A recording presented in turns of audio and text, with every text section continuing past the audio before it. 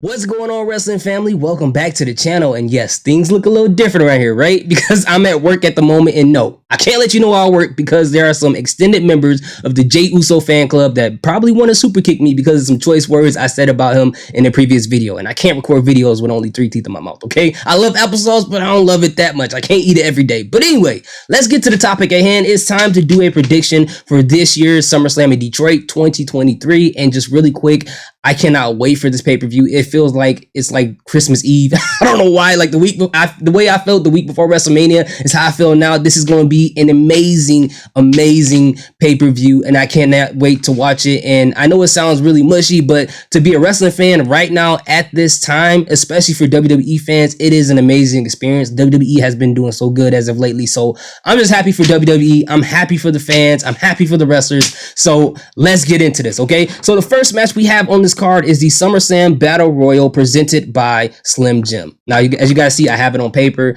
The network here at my job, and that's a clue of what I do for a living.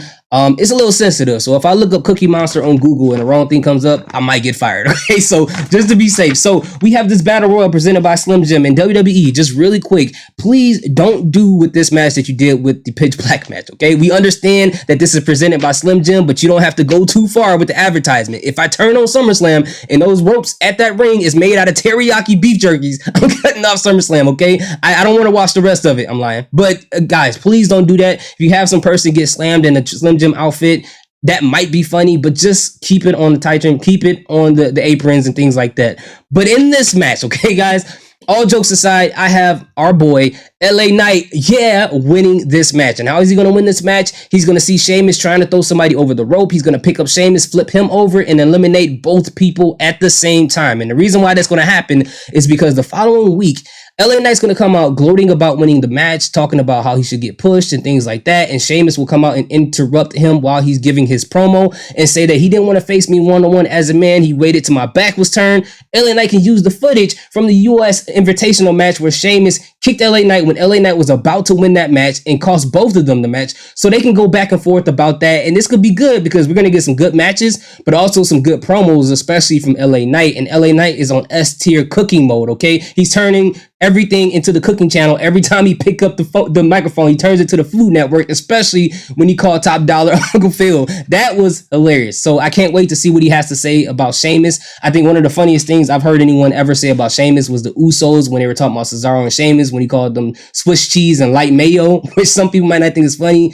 but I thought that was just kind of funny. I just thought it was. But I can't wait to see what LA Knight's going to say, but LA Knight is going to win this match. Now, the next match we have on this card is Ronda Rousey versus Shayna Baszler in an MMA rules match. Now, regardless of how this match goes, I have Shayna Baszler winning this match. She needs to have this win. It's been a while since we've seen WWE actually give her a real push outside of being in a tag team. Especially, it's been like since NXT, where she was really dominant. And ask the women down there, ask them how their elbows are doing. I bet you if it starts raining, they're gonna feel something in their elbows because she was stomping on people's elbows and she was so dominant down there left and right. So they're giving her that push now, it seems like, as a face. So this is an interesting direction they're gonna give her. And especially since Ronda Rousey is reportedly supposed to be leaving WWE to go back to MMA, you can tell like all over her face and her body language that she doesn't want to be there. So yeah, it makes sense for Shayna Baszler to win and move on. This is great for the Raw brand to have someone like Shayna Baszler as a face, as a powerhouse, and hopefully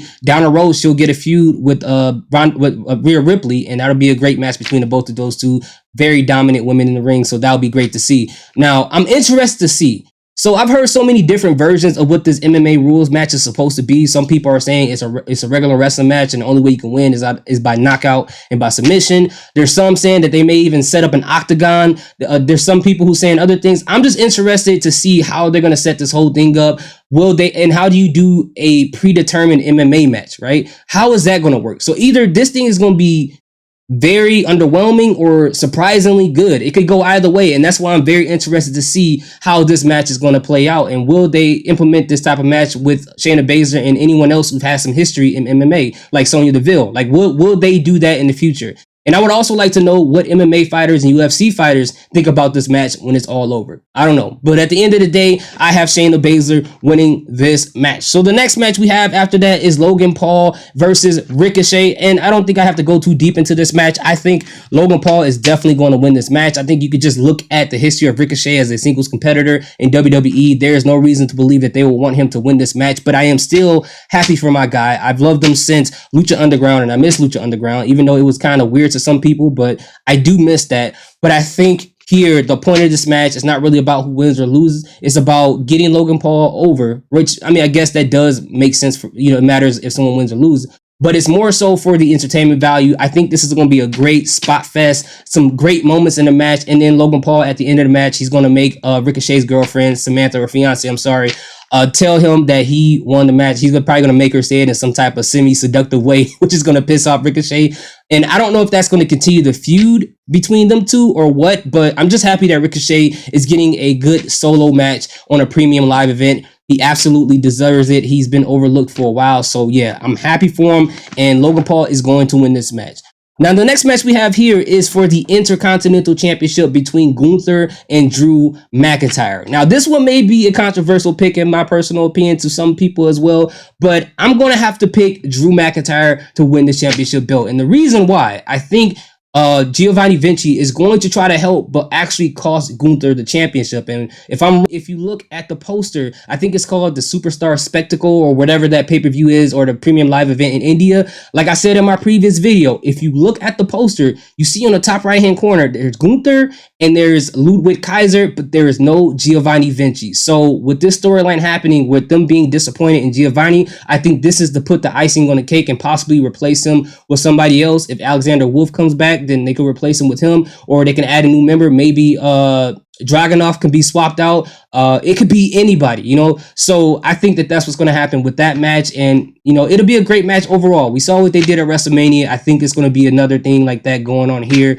And it's going to be great to see. It's going to be great to see. So the next match we have on the card is the WWE Women's Championship match between Asuka, Charlotte Flair, and Bianca Belair. So I can't wait for this match. We already saw what Asuka and Bianca Belair could do at WrestleMania. We know what Charlotte could do in the ring. So all three of them together in a match like this will be fantastic. But I got Asuka retaining and then a cash in by our girl, Io Sky. And I cannot wait to see that. I cannot wait to hear the pop, the way the crowd was in Puerto Rico at Backlash for Io Sky, for her to come in and finally get this opportunity, especially for people who've been following her like myself since way back in Japan. This will be an amazing moment to see, to showcase her talent. I was honestly, it didn't feel right when she got let go from WWE. I was like, God dang, like they had a star right here, and finally she gets an opportunity to showcase that, and I can't wait for her to have this moment, and it's going to be so good, man. It's going to be so good, all right? So the next match we have after this one is the World Heavyweight Championship match between Seth freaking Rollins and Finn Balor. So I don't know if you guys saw my last video where I booked how they should do this match and how it should affect the storyline with the Judgment Day. If you haven't seen that, the link is in the description. Go ahead and check that out. But ultimately, I have Finn Balor winning this match.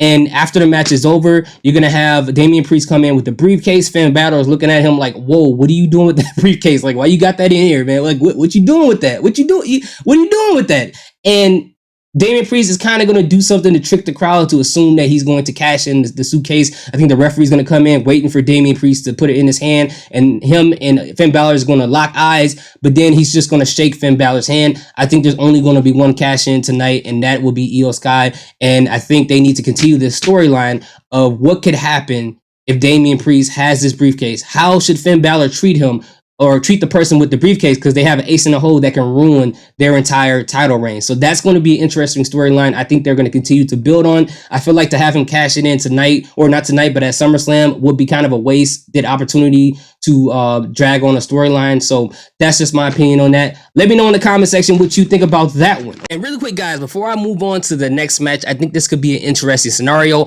After the whole thing happens between Finn Balor and Damian Priest and they go into gorilla position, you can have Seth Rollins in the center of the ring and have the crowd clap for him. And then out of nowhere, here comes Randy Orton with an RKO. Now, why would Randy Orton RKO Seth Rollins? His explanation would be, I got tired of watching you complain about the fact that you didn't get an opportunity at WrestleMania, that you should be a champion. Then WWE handed you an opportunity to do so. But the truth is, Seth Rollins, if I wasn't injured, you know, and I know, if I was in that tournament, I would have won that whole tournament, and I would show these people how a respectable champion looks like, who does not cry. And I think that'll be an interesting and a fantastic feud, in my personal opinion, leading up into Survivor Series. But again, reports have been saying that Randy Orton isn't at a point health-wise where he could wrestle in the ring yet. But again, these reports can be a smokescreen so that we won't expect him to come back, and we can get a huge pop out of seeing him come back at SummerSlam. But again, there's a low probability of that happening, but I would love to see that. Okay, so the next match we have after that is Cody Rhodes versus Brock Lesnar. Now, I can't wait for this match to be over, honestly. You know, I think the match is going to be good, but I felt like this feud has been stretched out as far as it can go. I don't think there's any elements to it that made it more interesting. I think the idea of what they're trying to put across to the audience have already been shown, that Cody Rhodes will physically do anything and everything and push through any pain in order to beat up Brock Lesnar. So I think that point has already been driven in. So I think this match won't really tell us anything we didn't already know from match 1 and 2. So, you know, it'll be a good thing this is over. But for me, my prediction is that when Cody Rhodes, after this match is over, and I think he's going to win this match, I think The Fiend is going to come in. And I wouldn't be surprised if Brock Lesnar does win this match. That would make more sense for The Fiend to come after Cody Rhodes at a low point. But I think Cody Rhodes should win this match. Brock Lesnar will go off, hunt, and kill boars with his bare hands, whatever he do on his free time, make shark food or whatever. I don't know what he does, but I got Cody Rhodes winning this match and The Fiend coming in to attack Cody Rhodes. And the final match that we have of the night, and I think you guys already know how I feel about this match, and that is the undisputed WWE Universal Championship match between Roman Reigns and Jey Uso in Tribal Combat. Tribal Combat. I got Roman Reigns winning this match. It does not matter who's involved. It doesn't matter if Jimmy gets involved. It doesn't matter what happens. I got Roman Reigns ultimately winning this match. To me personally, it does not make sense for Jey Uso to win this match. There's so much story that could be told, especially between Roman and Solo Sikoa, by Roman Reigns winning this match. If Jey wins it, then what? The whole thing is just cut off. So I think WWE wants to milk this title reign by Roman Reigns for as long as possible, and also milk the storyline with the bloodline, which still is pretty compelling. I know some people feel like they're bored with it, but there's still other avenues they can go with this. And the thing is with Roman Reigns that a lot of people don't think about, with his title reign, he has been helping people along the way, which is what you should be doing with a championship belt if you're going to have a long reign. He's gotten people over. Sami Zayn has gotten over with his feud with Roman Reigns. Cody Rhodes came in and he got over not only with his match with Seth Rollins, but also people were rooting for him in the match against Roman Reigns. And Jey Uso right now is as big as he's ever been with his conflict with Roman Reigns, and people have benefited from it. So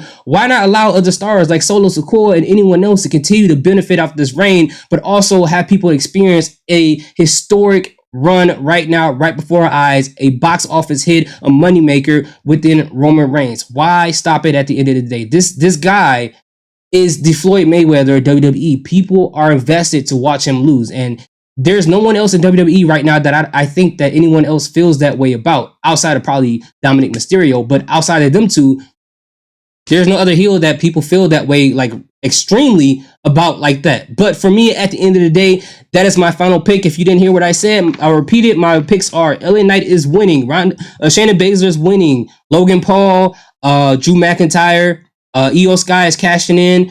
We got Finn Balor winning, we got Cody Rhodes winning, and we got Roman Reigns winning. Let me know what you guys' picks are in the comment section. I appreciate each and every one of you guys. If I don't say that enough, thank you guys so much for supporting the channel. Salute, peace, have a good day.